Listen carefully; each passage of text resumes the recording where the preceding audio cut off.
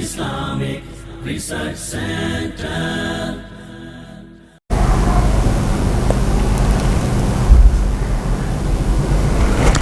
السلام علیکم ورحمت الله و برکاته. پروگرام خود را از طریق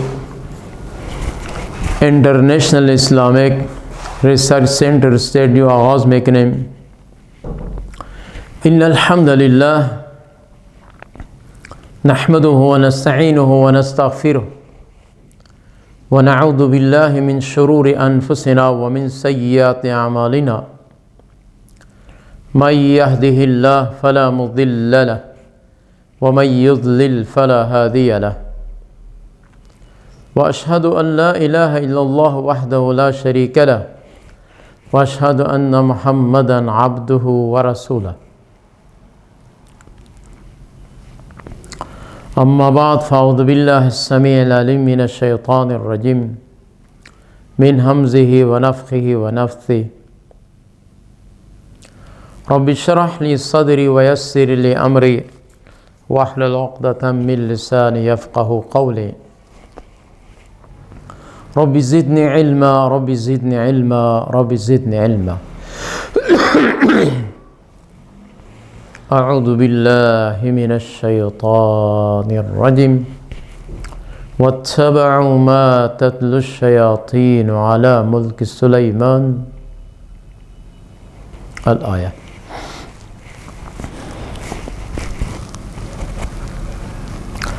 سلیمان علیه السلام جادوگر نبود، بلکه جادوگر شیاطین جن بودند.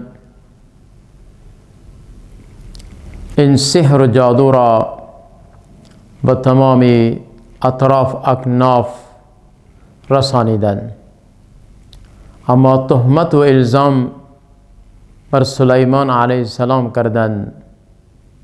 خداوند رسول اکرم صلی اللہ علیہ وآلہ وسلم آیات مبارکہ نازل فرمود، واضح کرد که سلیمان علیه السلام از جمله پیامبران خداوند می باشد، از جمله انبیاء و رسول می باشد. یهود اهل کتاب این بسیار غلط فهمی و ناحق و ناجایز فیصله است که اینها در متعلق سلیمان علیه السلام گمان دارند، عقیده دارند. از صریح الفاظ قرآن کریم ثابت می شود که این کفر را شیاطین کردند، سلیمان علیه السلام نکرده است. چنانچه در سبق دیروز یک واقعه که گذشت، یک واقعه دیگر این می باشد که زهره یک نام عورت بود به زبان عربی، به زبان لبتی بدخت و همچنین به زبان فارسی ناهید نامیده می شود.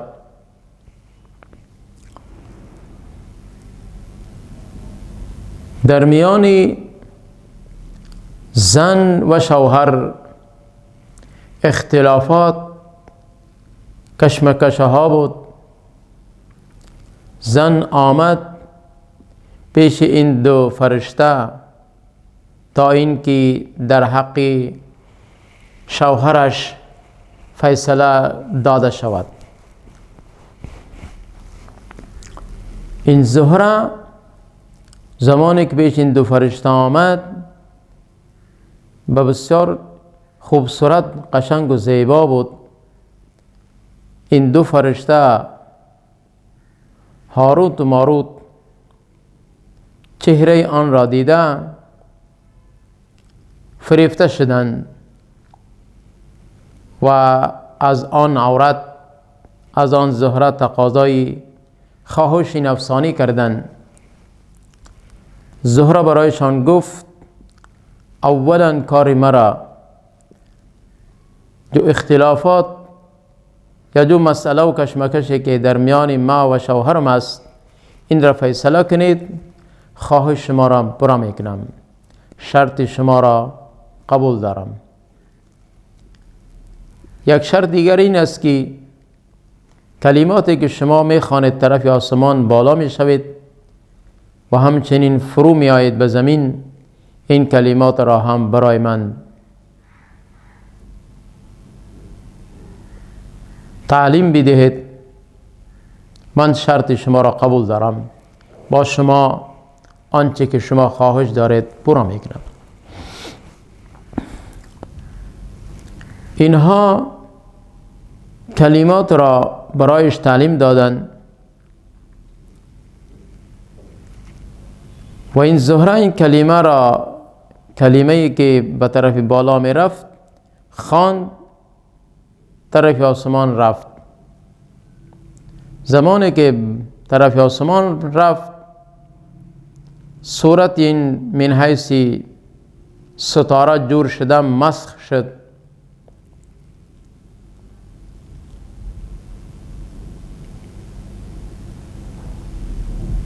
بعضی اقوال این است که کلمه پایین آمدن را فراموش کرد، از یادش رفت، لہذا دوباره به زمین نآمد. و این فرشتگان از طرف روز در میان مردم عدل و انصاف فیصله می‌کردند.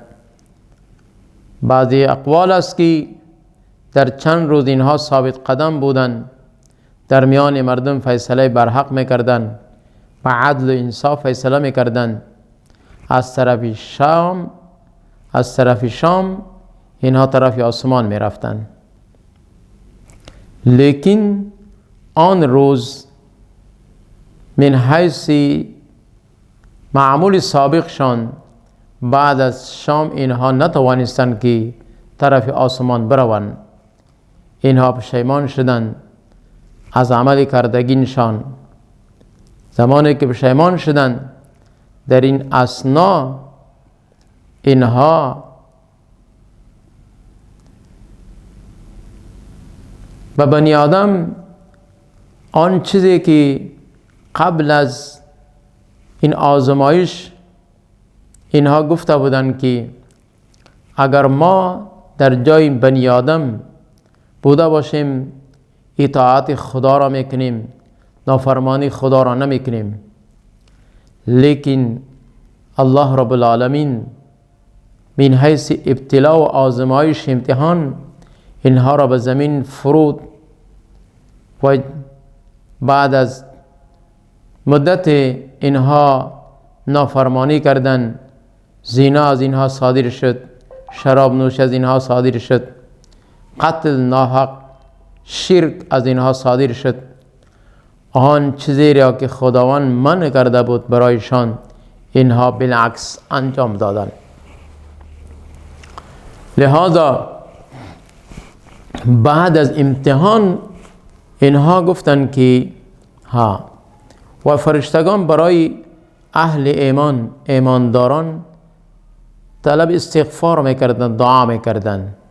لیکن بعد از این برای روی زمین چقدر مخلوقاتی که است اینها دعا میکنند. بعد از این امتحان فرشتگان گفتند که این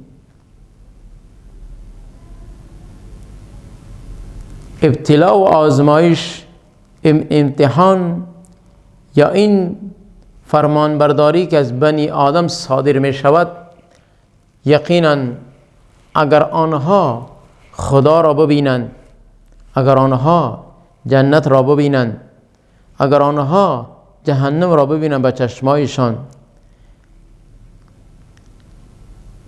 چقدر آنها عملی که میکنند از این قدر عملشان زیادتر می باشه، محبتشان زیادتر می باشه و از جهنم خوف حراس زیادتر می باشد. اما الله را نادیده، جنت و دوزخ را نادیده، با وجود این به الله رب العالمین ایمان یقین دارند و به جنت حساب و کتاب اینها هم ایمان یقین دارند و بعد زندگانی یا البعث اینها یقین کامل دارند. و یک قول دیگر این است که یک زن پیش حضرت عایشه رضی الله عنها ام المؤمنین آمد، رسول اکرم صلی الله علیه و آله و سلم را تلاش میکرد. حضرت عایشه رضی الله عنها ام المؤمنین حالت آن را دیده پریشان بود، پرسان کرد آخر کار هدف شما چی است؟ کدام مسئله است؟ کدام پریشانی است؟ بگو. آن زن گفت همیشه در میان ما و شوهرم اختلافات، گفتگو، کشمکش ها بود. بالاخره یک روز ما پیش یک عورت رفتم، پری بگو، یک زن رفتم، آن گفت چیزی را که ما برات میگویم اگر تو عمل میکنی شوهر خودت پیش خودت و نزد خودت حاضر می شود.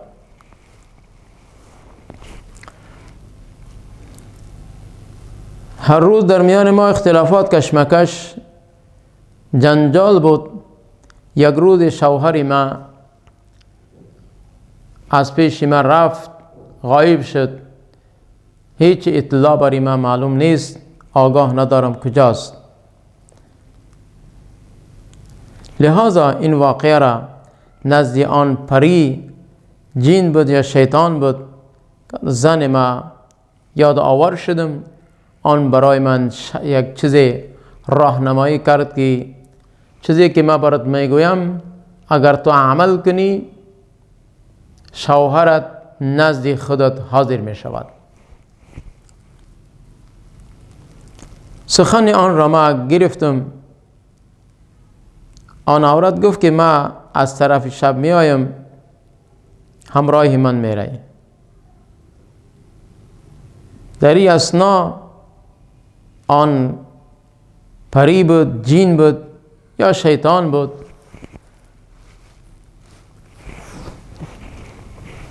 دو سگ همراهش است، در بالا یک سگ خودش سوار است و یک سگ دیگر را برای این عورتی که شوهرش گم است به خاطر این آورده است. و در آن سگ، در سگ دوم سوار شده، هر دوشان طرف شهر بابل رفتن. در بابل رفته دو شخص را میبینن که در آینه ها دستهایشان بسته کردگی میباشند، آویزان میباشند،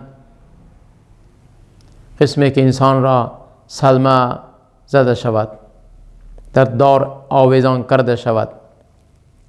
کیفیت آنها را دید، خوف برد، هراس برد، ترسید.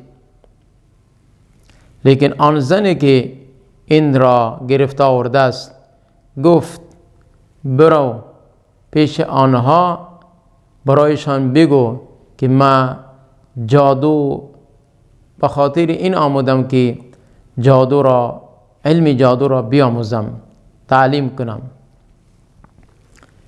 پیش آن دو شخص رفت، گفت اونا عبارت از هاروت و ماروت بودن.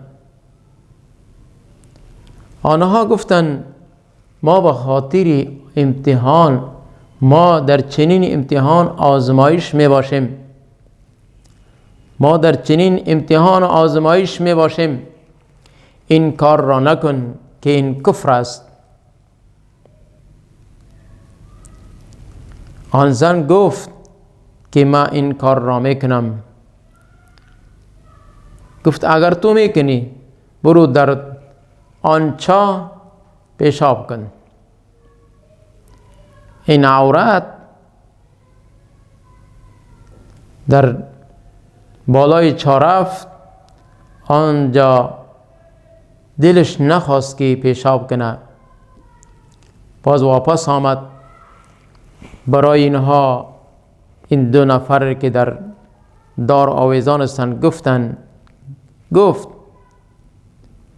آن دو شخص این عورت را گفتن که چی دیدی؟ زمانی که تو پیشاب کردی چی دیدی؟ عورت گفت من چیزی ندیدم. آنها برای این عورت گفتن که تو دروغ گفتی، پیشاب نکرده. دوره دوم رفت، همچنین واپس آمد، پیشاب نکرد. دوره سوم رفت، پیشاب کرد. زمانی که پیشاب کرد دید که در یک نفر در بالای اسب سوار می باشه، نقاب کردگی، چهرهش را پوشانده بالا شد، پرواز کرده رفت. این عورت ترسید، واپس پیش اینها آمد، گفت که من پیشاب کردم. اینها گفتن که حقیقت برای ما معلوم شد، از تو آن اسب سواری که چهره در بالای اسب سوار بود، چهرهش پوشانده بود، آن ایمانی تو بود، از تو خارج شد، فی الحال کاری تو شد، برو. این عورت واپس آمد پیش این عورتی که این را به اینجا آورده است، شیاطین است، پریز جین است. گفت چی کردی؟ گفت ما چیزی، آنها با ما چیزی تعلیم ندادن. آن شیطان گفت که تو چیزی آموخته ای، این قدر برایت کافی است. زمانی که واپس آمدن گفت آلیت یک امتحان بگید به نفس خودت که تو چیزی آموخته ای، عملا جاری کن. گفت یک دانه گندم را بگی در زمین بنداز، برش بگو از زمین برا، کلان شو. دانه را انداخت در زمین، گفت که از زمین بالا شو، کلان شو. خشک برآمد، گفت خشک شو، خشک شد. بالآخره گفت آرد جور شو، آرد جور شد. نان جور شو، نان جور شد. این چند الفاظهایی که استعمال کرد، بالآخره نزد او عملا ثابت شد. لیکن در دل از این خیلی وحشت، ترس ظاهر شد که ما چی عمل را انجام دادم.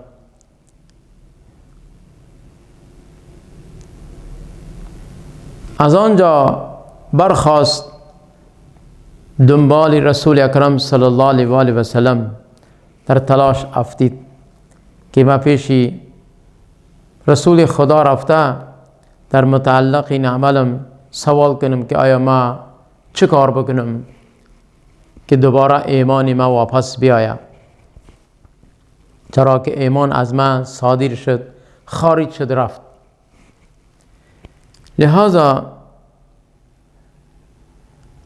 حضرت عایشہ رضی اللہ عنہا این واقعه را شنید و دیگر صحابه کرام هم شنیدند. آنها فی الفور فتوا ندادند. قسمی که در معاشره ما بعضی برادران از نگاهی که علمشان کم می باشه، فوراً یا با قیاس یا از پید خودشان تعویلات کرده جواب می دهند، فتوا می دهند. این ناجایز، نادرست می باشد. صحابه کرام با تأمل، صبر، با اتفاق یک دیگری مسئله را حل کرده جواب می دادند. بالاخره ام المؤمنین و صحابه کرام برای این عورت گفتند که تو توبه کن. و آن عورت گفت که من زمانی که این کار را کردم، این علم را ما حاصل کردم، ما با کسی نه جادو کردم، کدام گناه کردم، هیچ کار نکردم، فقط این راز را با شما ظاهر کردم. حضرت عایشه رضی الله عنها ام المؤمنین برایش گفت از خداوند عفو بخواه، طلب استغفار کن، معافی بخواه، بخشش طلب کن، خداوند معافت میکند. اگر در قولت عملت راسخ صداقت بده باشد، دروازه توبه باز می باشد. الله غفور رحیم است. از صدق دل اگر توبه کنی قبول می شود، ایمانت واپس می آید. در متعلق جادو بعضی اقوال است که علم جادو درست است، تعلیم علم جادو درست است، لازمی ضروری است، لیکن کسانی که این سخن را میگویند درست نیست. چرا قرآن کریم معجز است. اگر تعلیم سحر جایز می بود، پیامبر گرامی صلی الله علیه و آله و سلم را جادو شده، جادو کردن. خداوند به خاطر دور کردن جادو برای محمد رسول الله صلی الله علیه و آله و سلم موعظتین نازل کرد که این دو سورت را تلاوت کن، تأثیر جادو ختم می شود. از نگاه حدیث اگر انسان علم جادو را می آموزد، در علم جادو کلمات کفریه می باشد. الساحر کاهن، الکاهن کافر. تا زمانی که کفر نمی کند، سحری از اون تاثیر نمی کند. البته از نگاه قرآن احادیث اهل علم آن جادو را از بین ببرد، بشکند، اعلا کند.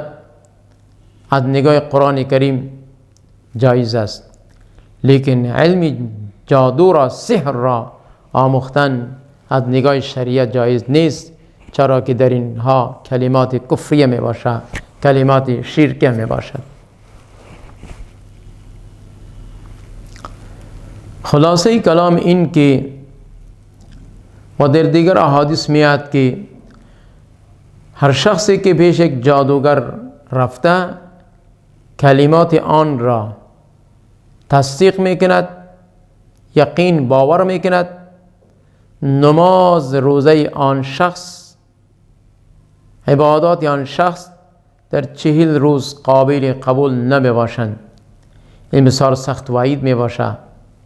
لہذا انسان عقیده خود را اصلاح کند، از نگاه گفته خدا و رسول خدا انسان منحرف نشود. پیامبر گرامی صلی الله علیه و آله و سلم ارشاد فرمودند که در هر خانه‌ای که سوره بقره تلاوت کرده شود یا بعد از نماز فرایض ذکر اذکار ثابت است، اگر انسان اینها را عمل کند، از طرف شب از طرف روز در حفظ امان خداوند می باشد. و در آن خانه‌ای که سوره بقره تلاوت کرده شود شیاطین با 3 روز فاصله دور میگریزند، دور میشوند. لہذا شیاطین در آن خانه داخل نمی شوند، نمی توانند که داخل شوند. خداوند برای ما فهم ادراک دین عطا بفرماید، فهم دانش دین برای ما بیاموزد و همچنین الله ما را توفیق بدهد که به گفته خدا و رسول خدا عمل کنیم. اگر ما دنبال خواهشات خود شویم، دنبال این ساحر جادوگرا بشویم، دنیای ما هم برباد، آخرت ما هم برباد. دنیا چند روزی می باشد بے بقا و بے وفا است. به خاطر ثروت سرمایه چند روزی اعمال خود را، آخرت خود را ضایع نکنیم. رسول اکرم صلی الله علیه و آله و سلم ساحر را، قتل کردن ساحر را حکم داده است که کشته شود، چنانکه مطلقاً کافر است. چنانچه یک صحابه بزرگ صحابه از جمله مهاجرین انصار بود، یک جادوگری بود، پیشی غلامی کسی بود، در نزد مردم یک سحر و جادو این حیث نظربندی، چشمبندی عمل میکرد، کرتوب نشان میداد. عملش این بود که سر کسی را بریده یک طرف میکرد، باز دوباره میخواست که او سر جور بسازه، حکم میکرد، آواز میکرد، آن سر دوباره صحیح سالم میشد. این صحابه این عمل دید، روز دیگر آمد، شمشیر به دستش بود. زمانی که این کار را شروع کرد، آن صحابه بدون اجازه بادار آن غلام، آن جادوگر، گردن جادوگر را توسط شمشیر از بین برد، از تنش جدا کرد. گفت اگر تو توانایی داری سر خود را دوباره بر جسم خودت بیار تا که حقیقت معلوم شود، تا که مردم ببینن که یقینا تو این اختیارات را داری. لیکن آن چیزی که نزد مردم ظاهر میکرد، پیش چشمهای مردم دیده میشد، آن جادو بود، حقیقت نبود. حقیقت این سر را از جسم جدا کردن، دوباره با وجود آوردن، این از اختیار هیچ فرد بشریت نمی باشد، از اختیارات جادو، ساحر، کاهن ها نمی باشد. این فقط اختیارات الله رب العالمین است. لہذا گردن جادوگر را از تن جدا کرد و بادشاهی وقت با قهر غضب شده ناراض شد. این صحابه را من حیث قیدی جور کرده در قید خانه انداخت. بعد از چند مدت این را رها کرد. از دیگر حدیث رسول اکرم صلی الله علیه و آله و سلم در شأن جادوگران این است که ساحر جادوگر را قتل کرده شود، چرا که ایمان اینها از اینها جدا شده است، اینها در کفر داخل شدند. اقول قول هذا استغفر الله لي ولكم ولسائر المسلمين.